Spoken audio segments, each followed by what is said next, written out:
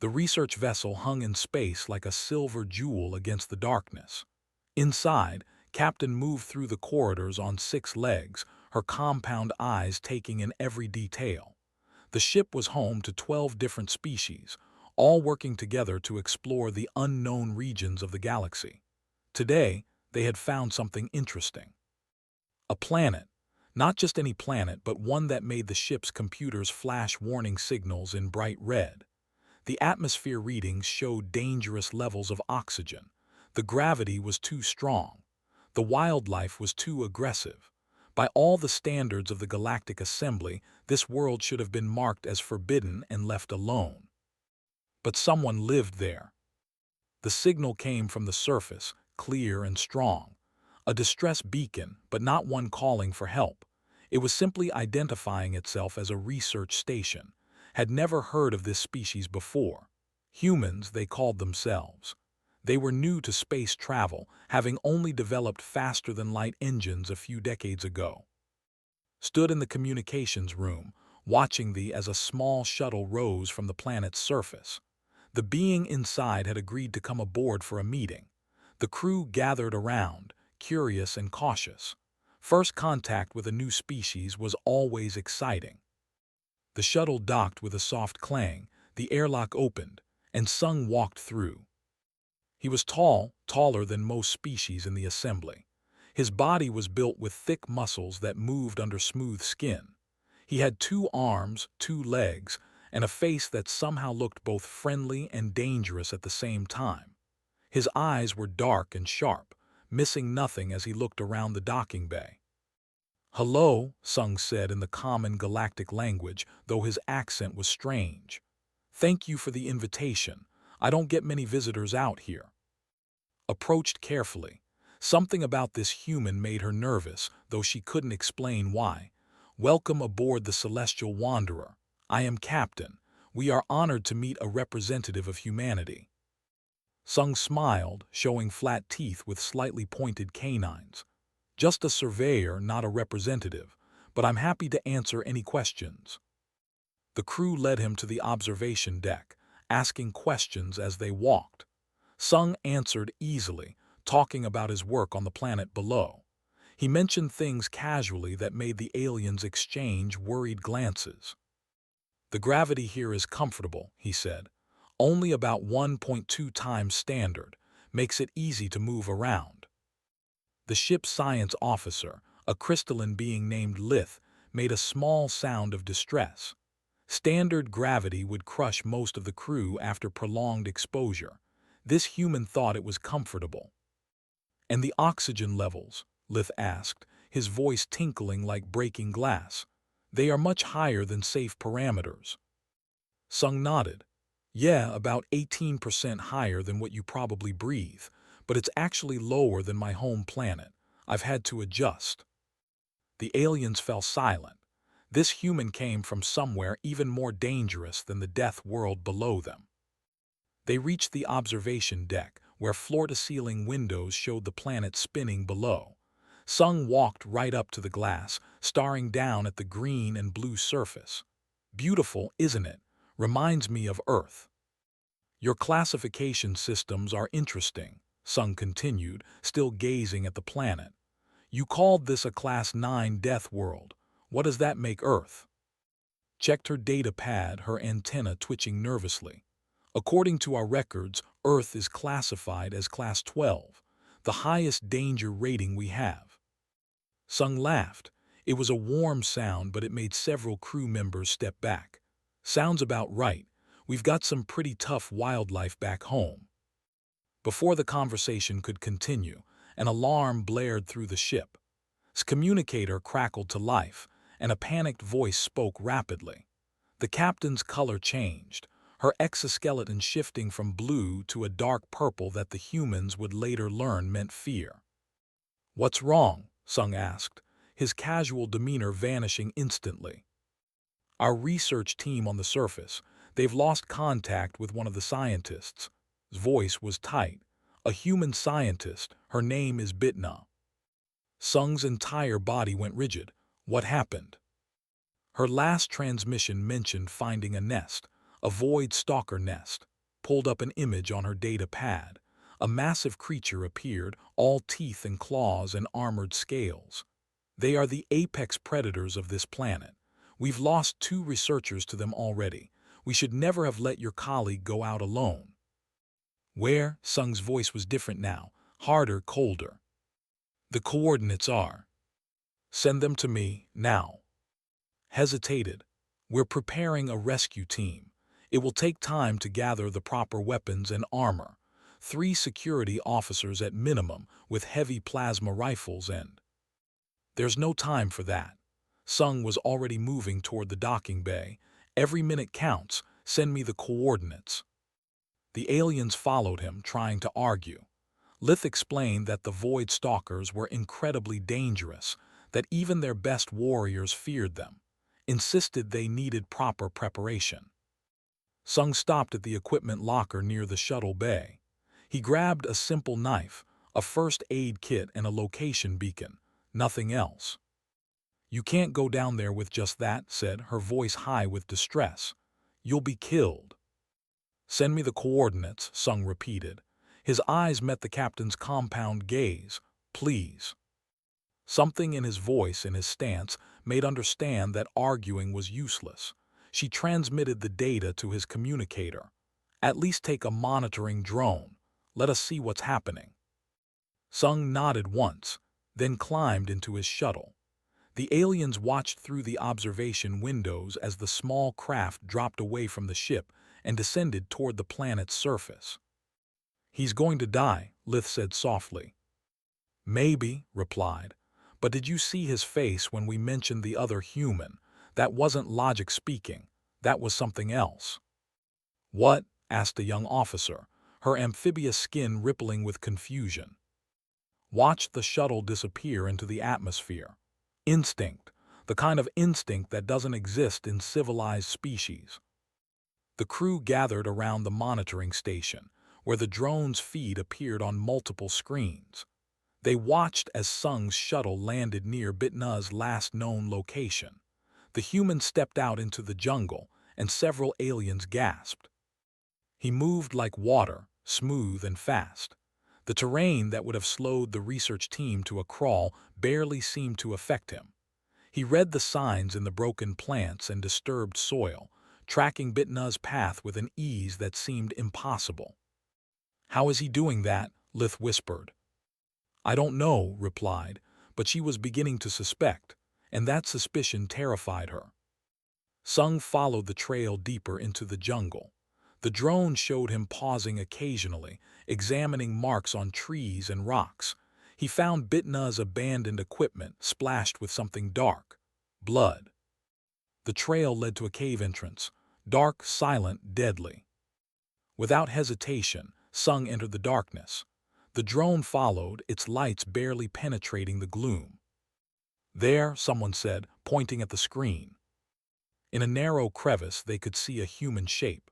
Bitna, unconscious but breathing. Sung moved toward her, and that's when the aliens saw the eyes. 6 of them, glowing in the darkness, each one as large as Sung's fist. The Void Stalker had been waiting. The creature launched itself from the shadows, and the entire alien crew screamed warnings that Sung couldn't hear. But he was already moving, already reacting, already doing something that would change how every species in the galaxy viewed humanity forever. He didn't run, he attacked. The jungle was thick and hot. Steam rose from the ground where morning sunlight touched the wet leaves. Sung moved through it like he belonged there, like he had always been part of this wild place. The drone followed above, its camera recording everything for the worried aliens watching from space. Couldn't look away from the screen. She had commanded this ship for 20 cycles, had seen hundreds of worlds and dozens of species, but she had never seen anything move like this human. Sung didn't fight the jungle. He flowed through it. His heart rate is elevated but steady, Lith reported, monitoring the biological data from the drone's scanners. His breathing is controlled. He's not panicking. Why would he? Asked, a young who had joined the crew only recently. He doesn't know what he's walking into. Santana twitched in disagreement. He knows, look at how he moves, he's not exploring, he's hunting. The word made the crew uncomfortable. Hunting was something their primitive ancestors had done millions of years ago. Modern, civilized beings didn't hunt. They gathered, they farmed, they synthesized. Hunting was for animals. On the screen, Sung knelt beside a broken branch. His fingers touched the torn bark, feeling something the cameras couldn't capture. He looked up, eyes scanning the canopy above, then continued forward with even more speed. He found something, said. Sung's path took him through a stream, over fallen logs, and around massive trees that had stood for centuries. The jungle grew darker as the canopy thickened overhead. Less light reached the ground here. The plants changed, becoming tougher, harder, with thorns and poison sacs visible even through the drone's camera. Then he stopped. The crew leaned closer to their screens. Sung stood at the edge of a small clearing where Bitna had made her camp. The equipment was scattered everywhere. A tent lay torn and trampled. Scientific instruments were crushed into the mud, and there was blood, not much, but enough to paint a story. Sung moved through the destroyed camp methodically. He picked up a torn piece of fabric, brought it to his nose, and inhaled deeply. Several aliens made sounds of disgust, but was fascinated. "He's using scent," she whispered, "like a tracker beast." "But he's sentient," protested. "Advanced beings don't rely on primitive senses." Didn't respond. She was beginning to understand that humans might have a very different definition of advanced. Sung found the trail quickly. Drops of blood led toward a rocky hillside. Deep gouges in the earth showed where something massive had dragged its prey. The human followed without hesitation, his hand resting on the knife at his belt. The trail ended at a cave mouth. It wasn't large, barely big enough for Sung to enter without ducking. Darkness filled the opening like a living thing. The drone sensors showed the cave system extended deep into the hillside, branching into multiple tunnels. "Don't go in there," Lith said to the screen, knowing Sung couldn't hear him. "Please don't go in there." Sung pulled a small light from his belt and clicked it on. The beam cut through the darkness, revealing rough stone walls and a floor covered in bones. Old bones, picked clean and scattered. The den of a predator. The human took a deep breath and the drone's sensors showed something strange. His body chemistry was changing. Adrenaline flooded his system. His heart rate increased but remained steady. His pupils dilated. His muscles tensed in preparation for action. "He's preparing for combat," said, her voice tight with tension. "His body is doing it automatically." Sung entered the cave. The drone followed, its lights adding to the single beam from the human's flashlight. The tunnel sloped downward, deeper into the earth. The air grew cooler. The smell of decay became stronger, and then they heard it. Breathing, deep and slow, something alive in the darkness ahead. Sung turned off his flashlight. The drone's lights showed him pressing against the cave wall, moving forward in complete silence. The crew watched in amazement as he navigated by touch and sound alone, each step placed with perfect precision on the uneven floor. The tunnel opened into a larger chamber. The drone's infrared cameras showed a warm shape in the corner, human-sized. Bitna, wedged into a narrow crevice in the rock wall. She was alive, her chest rising and falling with shallow breaths. Sung started toward her, and that's when the crew saw the second heat signature. Much larger, moving. The Void Stalker had been sleeping against the far wall, its body temperature camouflaged against the cool stone. Now it woke, disturbed by the intruder in its den. 6 eyes opened, reflecting the drone's light like mirrors. "Get out," whispered, "please get out." But Sung didn't run. He stood between the creature and Bitna, his body tense and ready. The knife appeared in his hand, the blade catching the light. The Void Stalker rose to its full height, 12 feet of muscle and armor and killing instinct. Its 6 limbs touched the ground, giving it perfect balance on the uneven cave floor. Its mouth opened, revealing rows of teeth designed to tear through meat and bone. The creature made a sound, a low rumble that made the crew's speakers vibrate. It was a warning, a claim of territory, a promise of violence. Sung answered with a sound of his own, a shout loud and harsh that echoed through the cave. The Void Stalker's eyes widened in surprise. In all its life, prey had never challenged it. "What is he doing?" asked her voice shaking. "Making himself a threat," replied, making the creature focus on him instead of the injured human. "But he's going to die," Lith said. "One human with a knife against a Void Stalker, it's suicide." On the screen, the standoff continued. Neither creature moved. The Void Stalker assessed this strange prey, trying to understand why it didn't run. Sung watched the creature with unblinking eyes, his body coiled like a spring. Then the Void Stalker charged. It moved with terrifying speed, crossing the cave floor in seconds. Its claws extended, each one as long as a human finger and sharp enough to cut through steel. Its mouth opened wide, ready to bite down on the human's fragile body. Sung waited until the last possible second, then moved. He dropped and rolled, sliding under the creature's body as it lunged past him. The knife flashed in the dim light, cutting a deep line across the Void Stalker's soft underbelly. Dark blood splashed onto the cave floor. The creature screamed, a sound that made the aliens cover their ears even through the speakers. It spun around, faster than something that size should be able to move. But Sung was already somewhere else, already moving to his next position. He's not trying to kill it, realized. He's trying to drive it away from Bitna. The Void Stalker charged again, learning from its mistake. This time it led with its claws, swiping at the human from multiple angles. Sung ducked under one strike, jumped over another, but the third caught him across the shoulder. The crew heard him grunt in pain as blood began to flow. But he didn't retreat.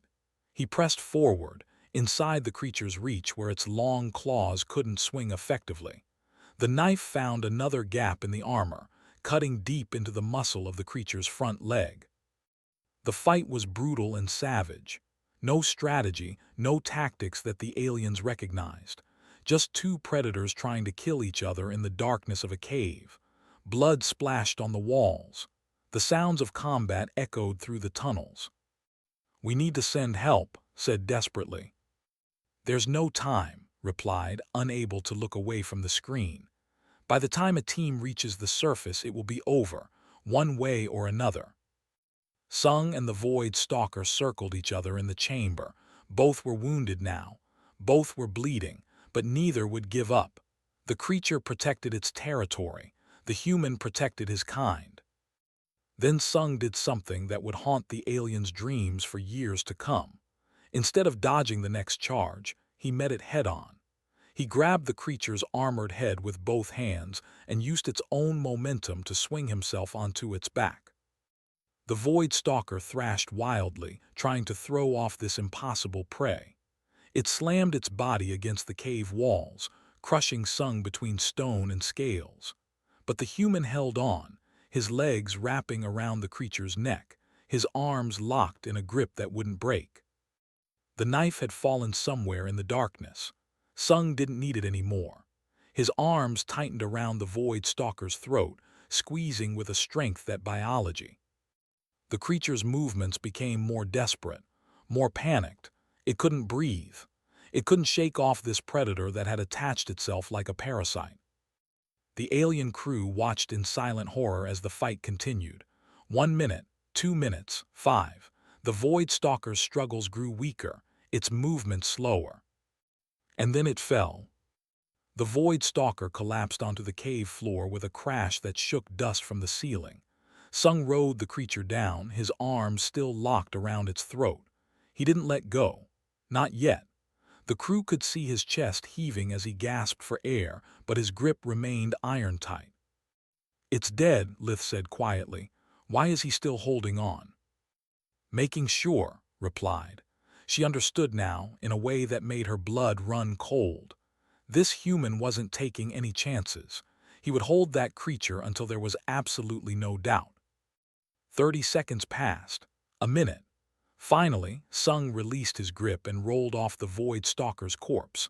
He lay on the cave floor for a moment, breathing hard, blood running from a dozen wounds across his body. Then he pushed himself to his feet. The drone's cameras showed the damage. His shirt was torn to shreds, revealing deep claw marks across his back and shoulders. His left arm hung at a strange angle, possibly broken. Blood covered his face from a cut on his forehead. By all medical standards the aliens knew, he should be unconscious from shock and pain. Instead, Sung walked to the crevice where Bitna was trapped. "Bitna," he called softly, checking her pulse with his good hand. "Can you hear me?"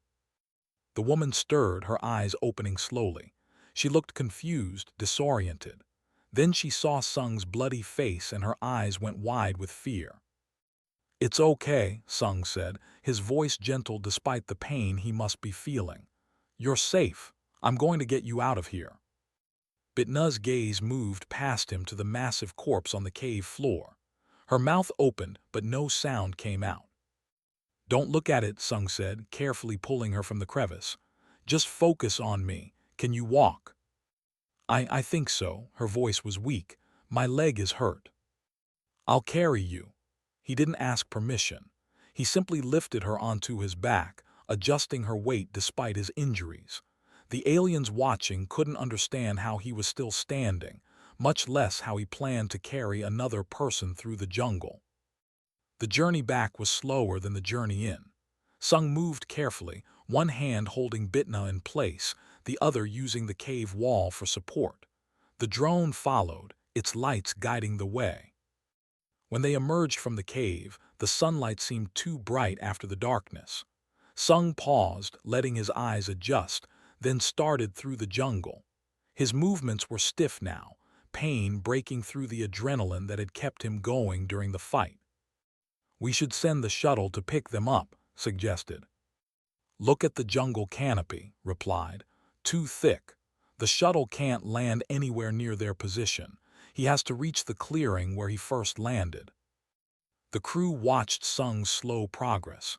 He stumbled occasionally, catching himself against trees. Once he fell to one knee, and the aliens thought he might not get back up. But he did. He always did. Bitna murmured something, and he responded with words of encouragement the drone couldn't quite pick up. It took 2 hours to reach the clearing. 2 hours of watching a wounded human carry another human through hostile terrain, refusing to give up, refusing to rest. When they finally arrived at the shuttle, Sung gently set Bitna down and opened the medical kit. His hands shook as he worked, bandaging Bitna's wounds with practiced efficiency.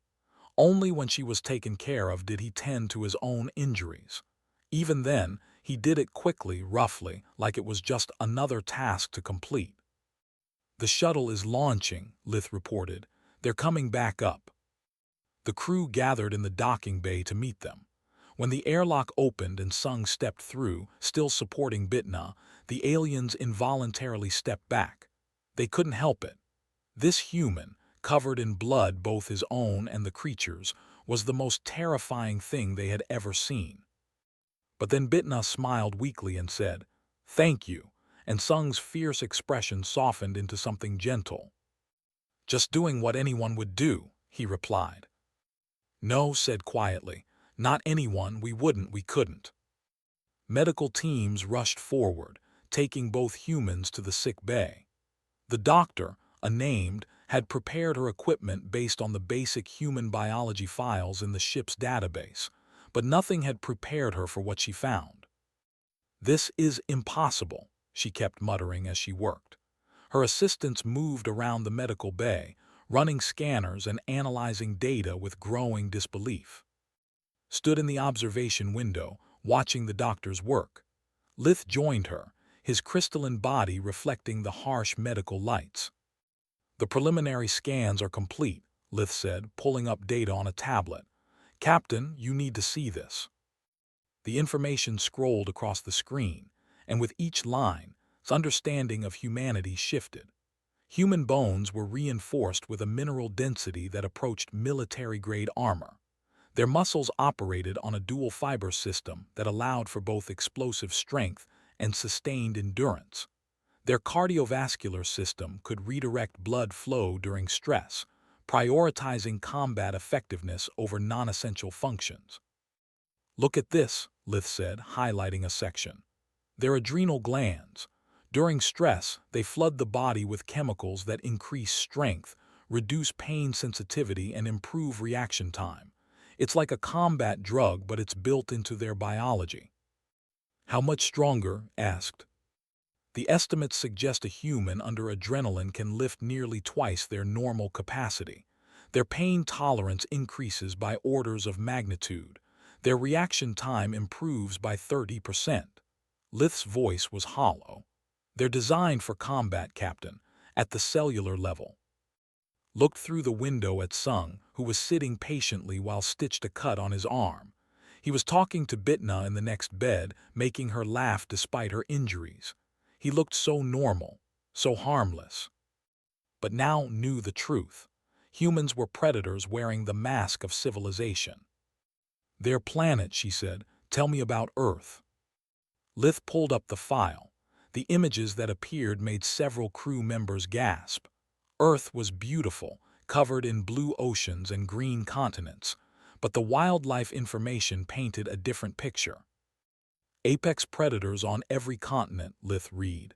"Pack hunters with coordination and strategy. Ambush predators with natural camouflage. Megafauna weighing several tons. Venomous species numbered in thousands. Environmental hazards including extreme weather, seismic activity, and dramatic temperature variations." And humans survived all of that. More than survived, they thrived. They spread to every environment on the planet. They outlasted species that were stronger, faster, more specialized. "Do you know how they did it, Captain?" Shook her head. "Endurance. Humans can run for hours, days if necessary. They would chase prey until it collapsed from exhaustion. They called it persistence hunting. They didn't need to be the fastest. They just needed to never stop." The captain thought about Sung carrying Bitna through the jungle for 2 hours, wounded and exhausted but never stopping, never giving up. "There's more," Lith continued. "Earth has the highest extinction rate of any known inhabited planet. 99.9% of all species that ever lived there are now extinct.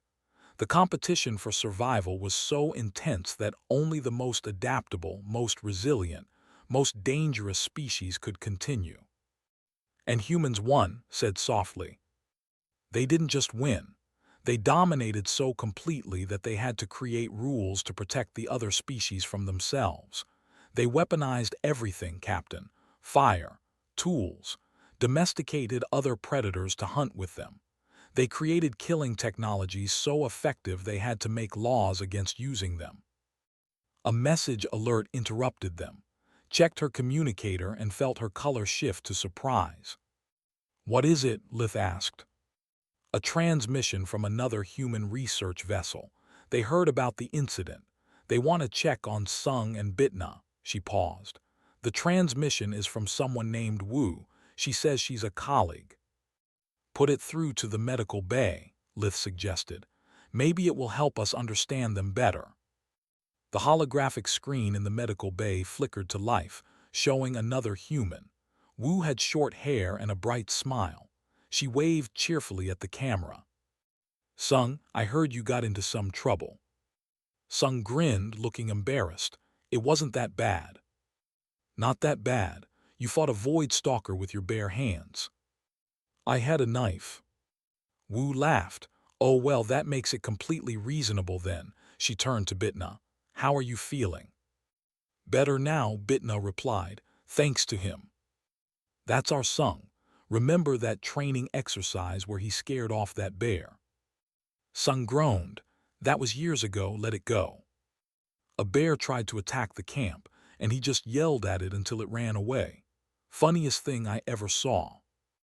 The two humans continued chatting, talking about past adventures like they were discussing the weather. The alien crew listened in growing horror. These weren't exceptional humans. This was normal for them. Fighting predators, surviving in deadly environments, pushing through pain and exhaustion. It was just part of their everyday experience. Turned away from the window. She needed to contact the Galactic Assembly. They needed to know what humanity really was. Not the peaceful explorers and scientists they pretended to be, but the apex predators hiding in plain sight. She just hoped the galaxy was ready for the truth. The medical bay was quiet except for the soft beeping of monitors.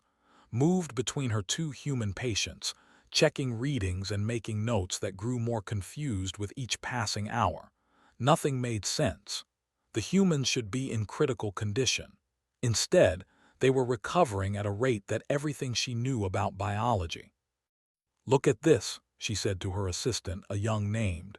She pointed at a screen showing Sung's cellular activity. "His damaged tissues are repairing themselves, fast, much faster than any species I've treated before." Leaned closer to the screen, his antenna twitching with curiosity. "How is that possible?" "I don't know. Their cells seem to prioritize survival above everything else. They can operate in low-oxygen environments. They can function with significant blood loss. They can even redirect resources away from non-essential systems to keep vital organs working." Pulled up another chart. "Do you see this? His immune system identified and attacked foreign bacteria from the cave within minutes of exposure. Minutes. Our immune systems take hours to mount that kind of response." In the bed, Sung shifted uncomfortably. "I can hear you, you know. I'm not that interesting." Turned to him, her amphibious skin flushing with embarrassment. "My apologies. I didn't mean to be rude. It's just that your physiology is unlike anything in our medical databases." "We're pretty standard for Earth," Sung said with a shrug, then winced as the movement pulled at his stitches. "Earth," repeated. She pulled up the planet's file on her tablet, reading through the information with growing alarm. "Your world has gravity that's 30% higher than galactic standard, oxygen levels that would be toxic to most species, extreme weather patterns, tectonic instability, and the wildlife." She trailed off, staring at images of creatures that looked like they belonged in nightmares. "It's home," Bitna said from her bed. She was sitting up now, looking much better than she had any right to. "You get used to it." "Get used to it," repeated faintly. "You get used to living on a planet where everything is trying to kill you." "Not everything," Sung said. "Some things are friendly, dogs are great, cats are nice once they decide they like you." Looked up the terms: dogs domesticated pack predators, cats domesticated ambush predators. The humans kept predators as companions, as pets. She felt dizzy. Outside in the corridor, Captain had called an emergency meeting. The senior crew gathered in the conference room, everyone talking at once until the captain raised her clawed hand for silence.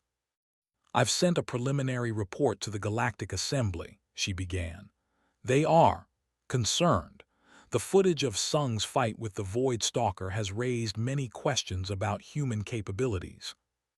"Questions?" Lith said, his crystalline voice sharp. "They should be terrified, we all should be. Do you understand what we've discovered? Humans are biological weapons. They're built for war." "They're built for survival," corrected the ships. She was alike but older with more experience. "There's a difference. Everything about them makes sense when you understand their evolutionary environment." She pulled up a holographic display showing Earth's history. "Look at this. Earth has experienced 5 major extinction events. The last one killed the dominant species and allowed mammals, human ancestors, to flourish. But the competition didn't stop. Every species on Earth was fighting for survival against every other species."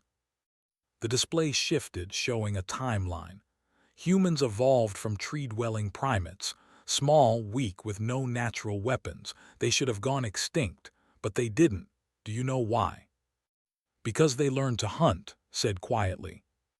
"More than that, they learned to cooperate, to plan, to create tools that made up for their physical weaknesses.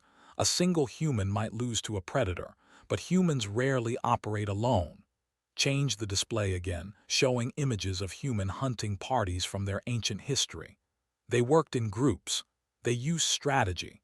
They helped the weak and injured because every member of the tribe made the group stronger.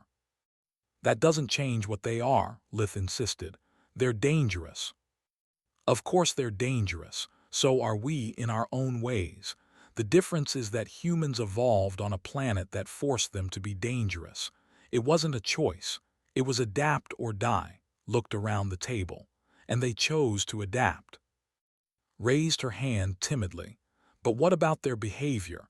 Sung could have waited for help. He could have let us handle the rescue. Why did he go alone? Instinct replied. When Sung heard that another human was in danger, his body responded automatically.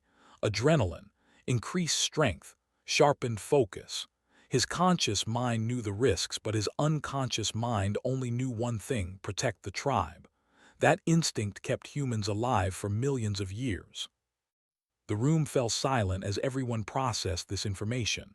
Finally, spoke again. The Assembly wants us to conduct more detailed studies. They need to understand human capabilities before deciding how to proceed with formal relations. How to proceed? Asked. What does that mean? Didn't answer directly, but everyone understood. The Assembly was trying to decide if humans were too dangerous to allow into the galactic community. Back in the medical bay, Sung and Bitna were unaware of the discussions happening about them. They were talking quietly, comparing notes about their research. To them, it was just another day, another adventure, another story to tell. I still can't believe you fought that thing, Bitna said. I saw it before I passed out. It was huge. Yeah, well, I couldn't just leave you there. Sung scratched his bandaged arm awkwardly. Besides, it wasn't as bad as that time in Alaska. Alaska doesn't count. That was a baby bear. It was still a bear. Listened to them with fascination. They talked about deadly encounters like other species might discuss bad weather. It was so casual, so normal to them. She wondered if they realized how different they were from everyone else in the galaxy. The door opened and Captain entered, followed by several other crew members. The humans looked up, immediately sensing the serious mood. Is everything okay? Sung asked, sitting up despite his injuries. We need to talk, said. She pulled up a chair, her 6 legs folding beneath her. About what happened in that cave, about what you did. I just did what was necessary, Sung said slowly. That's exactly what concerns us, chose her words carefully. The footage of your fight has been transmitted throughout the fleet.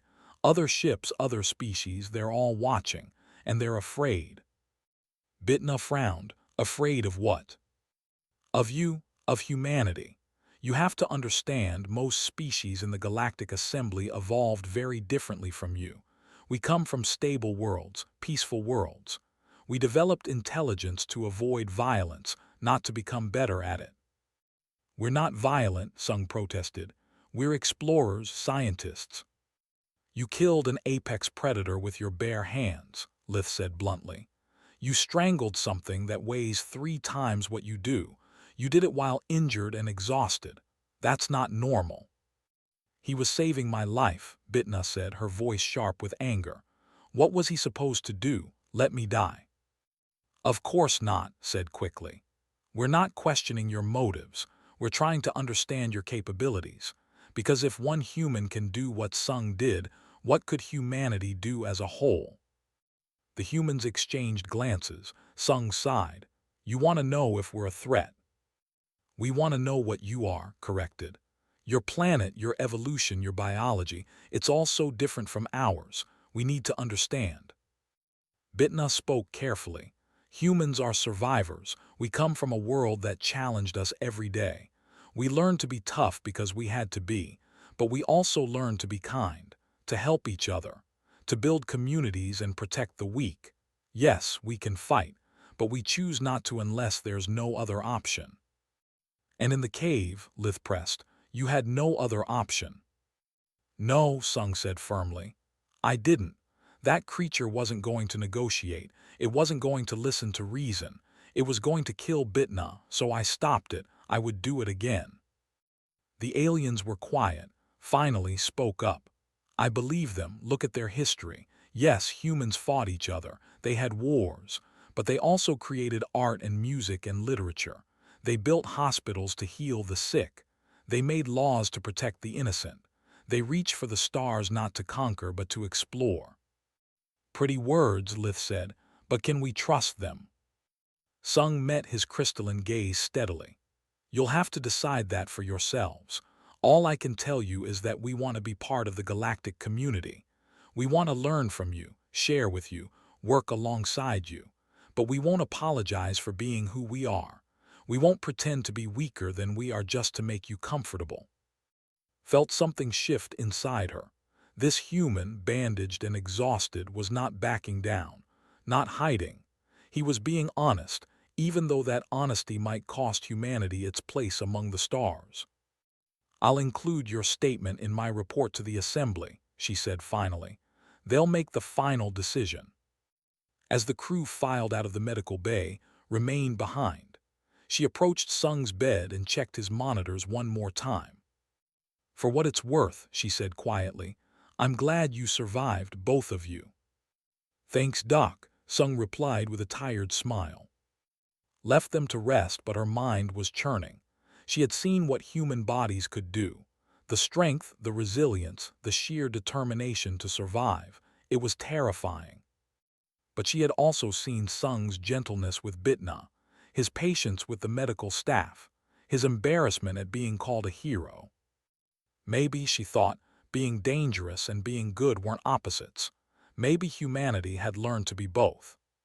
3 weeks had passed since the incident on the planet's surface. The footage of Sung's fight with the Void Stalker had spread through the Galactic Assembly like wildfire. Every species, on every world, had seen what a human could do when pushed to their limits. The reactions ranged from awe to fear to outright panic. The assembly chambers on the capital world were filled to capacity. Representatives from hundreds of species gathered to discuss what everyone was calling the human question. The debate had been going on for days, with no clear resolution in sight. Some argued that humans should be welcomed with open arms. Their strength could protect the assembly. Their resilience could help explore dangerous worlds. Their innovative thinking could solve problems that had plagued the galaxy for centuries. Others argued the opposite. Humans were too dangerous, too unpredictable. What if they decided to use their abilities for conquest instead of cooperation? What if their aggressive instincts overcame their civilized behavior? The galaxy had been at peace for thousands of years. Was it worth risking that peace for one new species? On the Celestial Wanderer, the crew watched the broadcasts with mixed feelings. Sung and Bitna had recovered fully, their bodies healing with that remarkable human speed. They spent their days helping with research projects and trying to stay out of the political storm their existence had created. They're talking about us like we're weapons, Bitna said, watching another heated debate on like we're things instead of people. Sung sat beside her in the observation deck, his eyes on the stars outside. Can you blame them? We scared them. We proved that everything they thought they knew about biology and evolution was incomplete. We saved a life, Bitna protested. You saved my life, why can't they see that? They do see it. That's what scares them. We're capable of both great violence and great compassion. They don't know which one will win out. Captain entered the observation deck, her antenna drooping with exhaustion. She had been in constant communication with the assembly, providing testimony and answering endless questions about her human crew members. There's going to be a final hearing tomorrow, she said without preamble. The assembly has asked that you both attend. They want to hear directly from humans before making their decision. Sung and Bitna exchanged glances. What kind of decision? Bitna asked. Whether humanity will be accepted into the Galactic Assembly as full members, or trailed off. Or banned from the galaxy, Sung finished. quarantined on our own worlds. His color shifted to a deep blue that meant sadness. I'm sorry, I've argued for you. Many of us have, but the fear is strong. The next day, a shuttle took Sung and Bitna down too. They were joined by Ambassador, a human diplomat who had been waiting on Earth for this moment. He was older than the two researchers, his hair touched with gray, but his eyes were sharp and intelligent. Nervous? He asked them as the shuttle descended through the atmosphere. Terrified, Bitna admitted. Good, that means you're taking this seriously, smiled slightly. Just be honest. Tell them the truth about humanity. That's all we can do. The assembly chamber was enormous, a circular room with seats rising in tiers all around a central platform. Thousands of beings watched as the three humans entered and took their places. The silence was deafening. The High Speaker, an ancient being whose species Sung didn't recognize, called the session to order. We gather today to hear from the humans themselves. Ambassador, you may begin. Stepped forward, his posture straight and confident. When he spoke, his voice carried clearly through the chamber. Members of the Galactic Assembly, thank you for this opportunity. I know many of you are afraid. You've seen footage of what a human can do in combat. You've studied our biology and found capabilities that seem designed for warfare. You're wondering if we can be trusted, if we can be part of your peaceful civilization. He paused, looking around the chamber. I understand your fear. In your position, I would feel the same. But I want to tell you something about humanity that the footage and the medical reports don't show. I want to tell you about our choice. Began to speak about Earth's history. Not the battles and wars that everyone expected, but the other parts. The moments when humans had chosen cooperation over conflict. When they had created hospitals to heal the sick, laws to protect the weak, and systems to ensure that everyone had enough to eat. Yes, we are capable of violence, he said. Our evolution demanded it, but we are also capable of mercy, of compassion, of sacrifice. Sung didn't fight the Void Stalker because he wanted to kill. He fought because he wanted to save. That distinction matters. A representative from the species stood up, her voice sharp with challenge. But how do we know you'll always make that choice? How do we know your violent instincts won't overcome your civilized nature? Before could answer, Bitna stood up. She hadn't planned to speak, but the words came tumbling out. You don't, she said simply.